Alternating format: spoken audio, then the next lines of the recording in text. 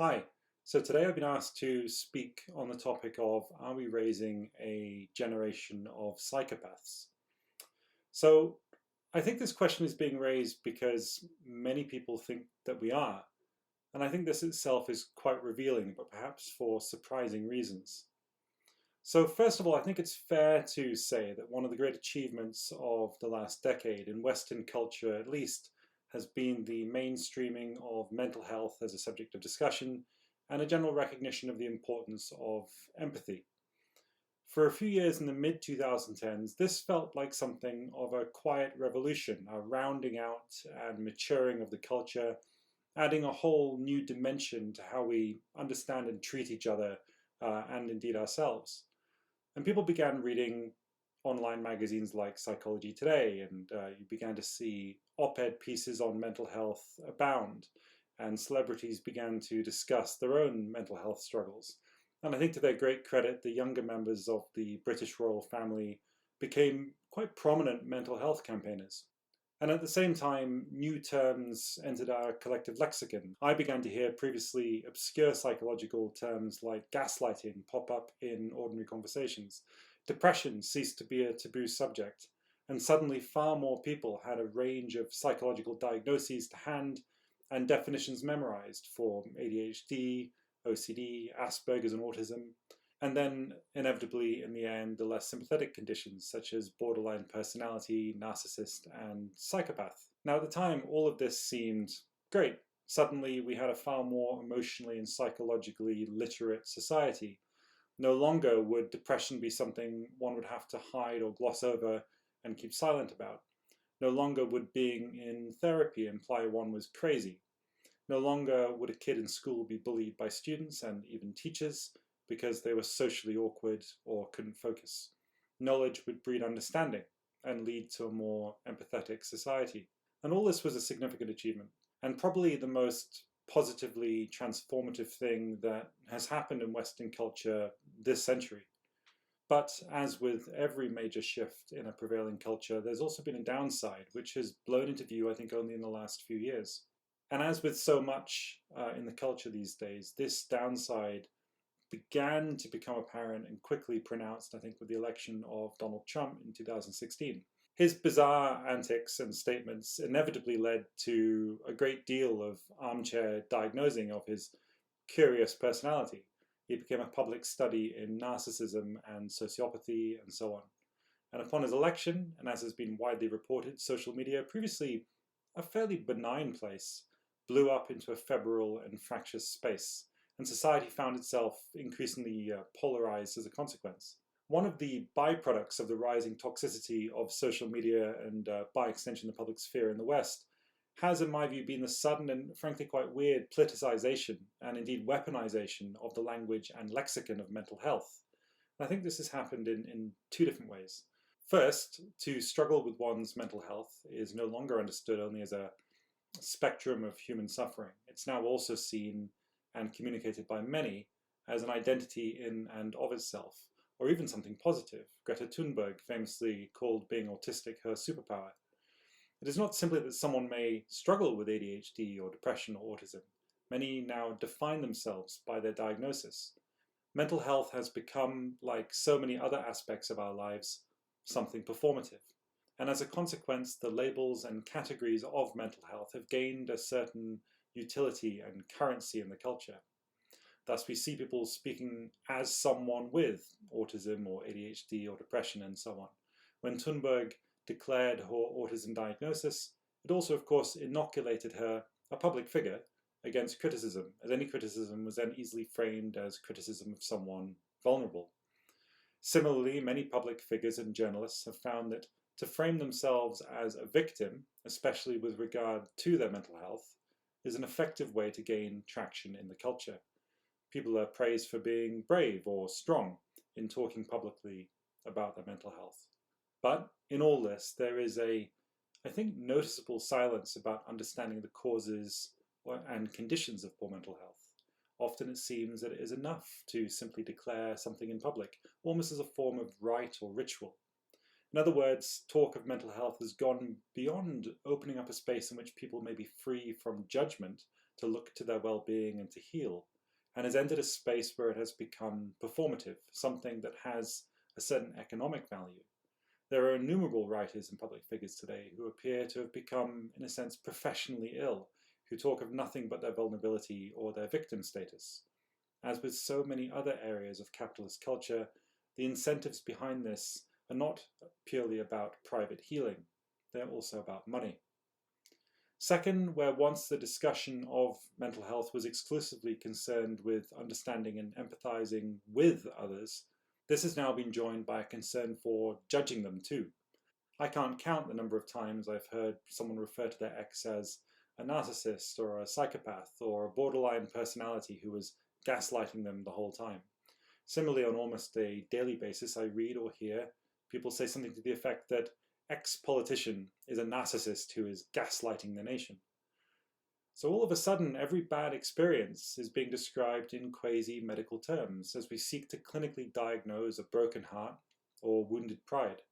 And all of a sudden, every public eccentric or personality that isn't apparently generated by a focus group is being pathologized as a psychopath, a narcissist, or whatever it may be. And so this brings us back to the question, are we raising a generation of psychopaths? I would argue that no, we're not. But what we have done is generate a culture where our first reaction is to pathologize behavior we do not like, or perhaps do not understand, and to diagnose the people engaged in that behavior.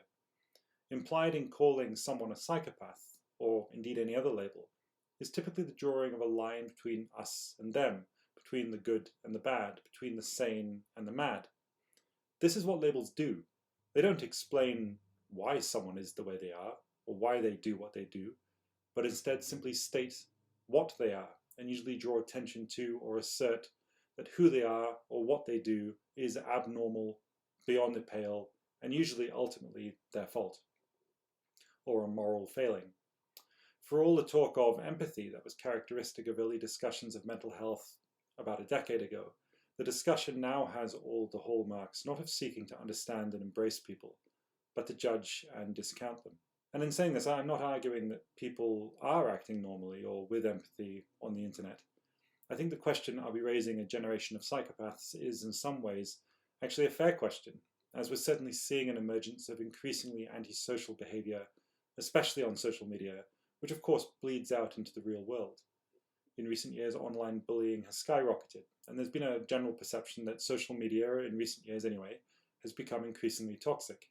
Whereas a few years ago, it was generally quite a polite and playful space, it's increasingly quite bad-tempered and combative, full of snark, and you increasingly see the use of bullying tactics in heated debates, including efforts to name, blame, and shame people for perceived thought crimes or insalubrious associations. And then, of course, since the pandemic began, the UK, at least, has seen a 32% rise in investment scams as people seek to protect their money or find alternative forms of income, and a 38% increase in online romance scandals as people seek out more online dating during the pandemic.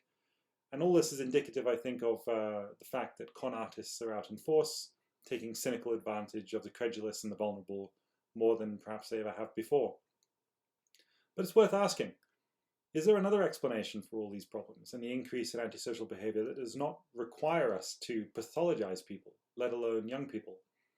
And I think that there is, and I think it's very simple. What if there is a pathology, but that is to be found in the system, not the people manipulated by it?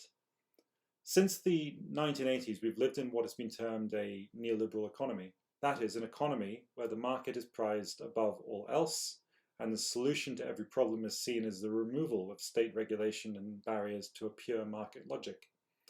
In this system, people are not ends in themselves or first and foremost citizens, but rather means to economic ends, and conceived primarily as consumers of goods. Additionally, this neoliberal period, which has since its beginning been highly data-driven, has had a close relationship with computing, which became commercially available, of course, at roughly the same time as neoliberal economic policies were adopted by Reagan and Thatcher. One could go so far as to say that computing is the technology of neoliberalism, and that neoliberalism is the economics of computing. The result, I think, has been a society that has been hollowed out.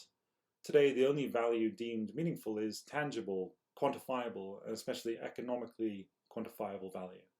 Thus, anything qualitative or intangible has been deemed not just of no value, but even completely meaningless. Thus, we have seen the closure of loss-making local and social services, where their true value was really never something that could be expressed quantitatively, still less in direct and tangible economic terms. And we've also seen either the hollowing out of cultural institutions, such as the church, for instance, that were an end in themselves and which treated people as ends in themselves, or we've seen their transformation into profit-oriented businesses, as is the case with the popular American megachurches. At the same time, we've seen the transformation of brands and consumer items into quasi-religious symbols, or indeed priceless relics. So since the 1980s, sports stars have become idols via marketing and brands. Brands themselves have become identities like Nike or Apple. Product launch events have become harvest festivals of sorts, in which high priests of tech speak from raised stages, speaking indeed in the tongues of technology jargon before rapt congregations of consumers, cheering and clapping. And things like sports cards of dead or retired sporting idols now sell for millions of dollars, like relics of old religions. And yet, these new forms of neoliberal consumerist meaning are hollow because they are cynical and manipulative. And deep down, we all know it. If people are acting out this cynical logic, no longer able to see people as people, but just as consumers and customers, can you really blame them? They have been raised by a culture that does not prize culture unless that culture is generated by the neoliberal economy. And if people are angry in their efforts to reject that culture, and in doing look to either reject the establishment, as for instance Trump supporters did, or to reform the establishment, as the woke activists do, can we blame them? Both sides, which have more in common in their underlying concerns about the state of society than I think we generally care to admit, and certainly than they care to admit, are exhausted, I think, by 40 years of an economy that has treated them as means to ends, not ends in themselves, and that has been cynically manipulating them. So are we raising a generation of psychopaths? I don't think so. But even if we are, what made them that way? Either way, the real issue is not that people are psychologically pathological. It is that we live in a neoliberal system that is pathological for the human psyche.